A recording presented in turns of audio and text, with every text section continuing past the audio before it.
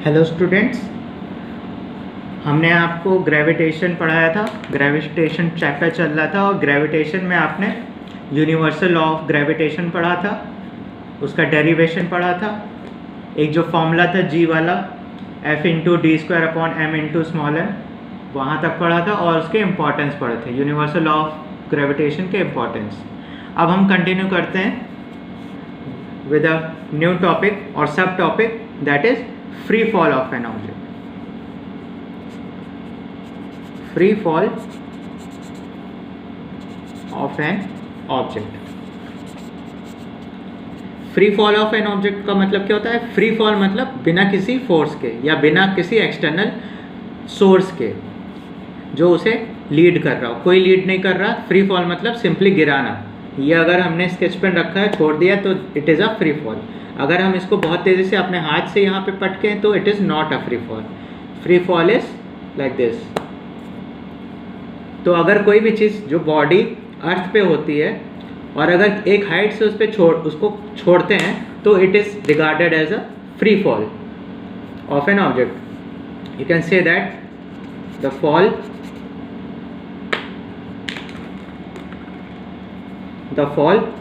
of a body under the influence of Earth's gravity या influence of Earth is called a free fall। अर्थ के influence की वजह से कोई भी ऑब्जेक्ट अगर अर्थ की तरफ गिरता है या अट्रैक्ट होता है तो हम उसे फ्री फॉल कहते हैं।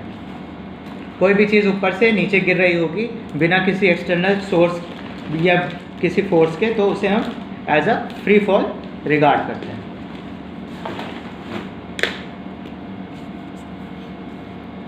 अब देखते हैं इसमें कुछ चीज़ें। मान लेते हैं यहाँ पे ये अर्थ है, इतनी हाइट पे कोई बॉल है। अगर ये बॉल ऊपर ले गए, ठीक है, और यहाँ से रिलीज़ किया तो क्या होगा? ये नीचे गिरेगा। ये तो सबको पता होगा। इसमें क्या होता है, जब ये नीचे गिरता है इसके मैकेनिज़्म को हम स्टडी करते हैं। इसमें क्या होता है, कोई भी चीज़ ऊपर ले गए, उसको छोड़ा तो due to earth's gravitational pull ये चीज़ अर्थ की तरफ अट्रैक्ट होगी, ओके, और जाके फाइनली इस पोजीशन पे आ जाएगी। लेकिन जब ये गिर रही होती है तो ये कांस्टेंट स्पीड से नहीं गिर रही होती है। ये गिरना शुरू होती है और इसका जो वेलोसिटी है वो कंटिन्यूसली चेंज होती है। चेंज कैसे होगी? हमेशा बढ़ती जाएगी, बहुत तेज़ी से चेंज होगी। यहाँ पे अगर 2 मीटर पर सेकंड की स्पीड से है तो यहाँ पे 4 मीटर पर सेकंड की स्पीड हो जाएगी, फिर 8 मीटर पर सेकंड की स्पीड से नीचे गिर रहा होगा। मतलब हमेशा वेलोसिटी जो है नीचे आते आते इंक्रीज़ होती है। वेलोसिटी क्या होगी? इंक्रीज़ होगी। जैसे जैसे डिस्टेंस कम होगा अर्थ से, वैसे वैसे वेलोसिटी इंक्रीज़ होती जाएगी। तो हम ये कह सकते हैं कि ये जब भी वेलोसिटी इंक्रीज़ होती है तो उसे हम क्या कहते हैं? एक्सेलरेशन कहते हैं। Acceleration is what? Change in velocity per unit time, that is known as acceleration. तो यहाँ पे हम देख सकते हैं जब ये एक्सेलरेट कर रहा है सेम रेट पे वेलोसिटी इंक्रीज़ होती जा रही है। तो हम इसे ये एक टर्म देते हैं, इसको कहते हैं acceleration due to gravity. This is known as acceleration due to gravity. ये क्यों हो रहा है? ग्रेविटी की वजह से ये एक्सेलरेशन हो रहा है, जो स्पीड बढ़ती जा रही है, ठीक है। और एक्सेलरेशन क्यों कह रहे हैं?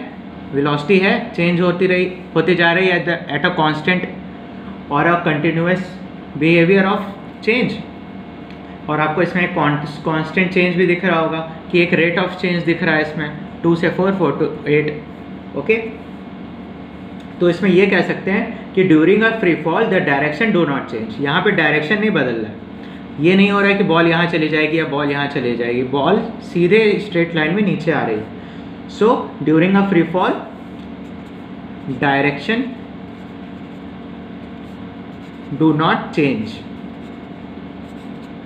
okay, but velocity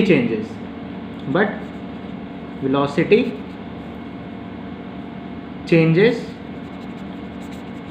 continuously and this is due to acceleration.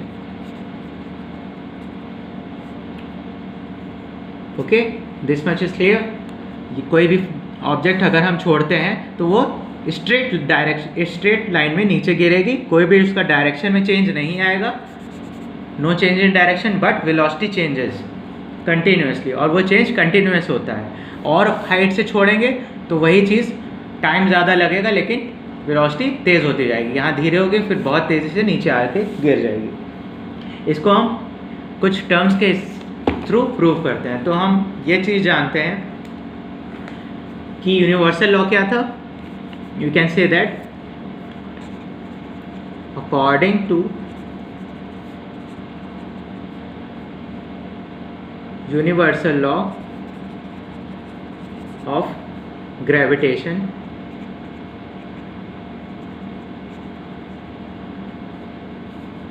हमें ये पता है F equals to G M small M upon R square या डी स्क्वायर, कुछ भी हो सकता है।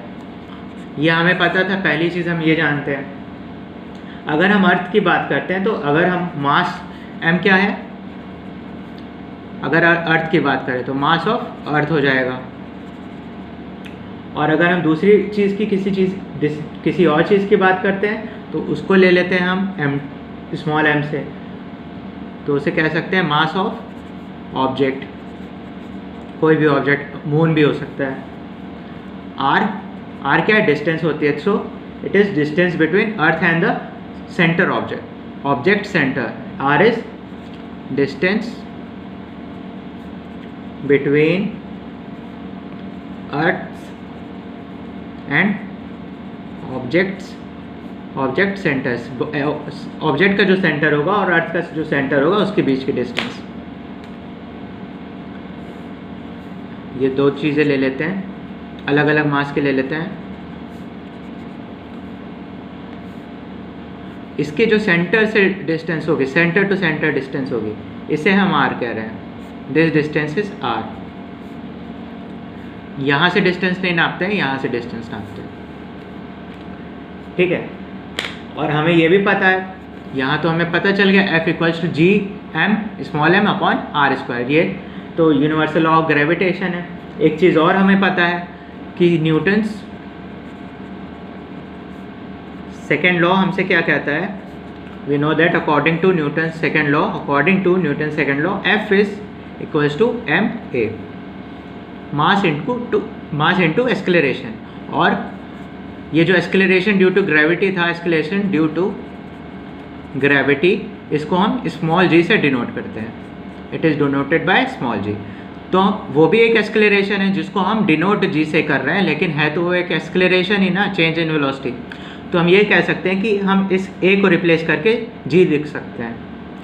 तो नया चीज़ क्या दिख जाएगा हमें, F can also be written as M into G. Okay, तो अब हम यहाँ देखते हैं F equals to G M into small M upon R square भी था, F equals to M into G भी है। तो हम कह सकते हैं from equation 1 and 2 G M small M upon R square equals to M G. अब आपको यहाँ m कॉमन दिख रहा है तो m क्या होगा, m कैंसिल आउट हो जाएगा, तो ये हो गया कैंसिल आउट।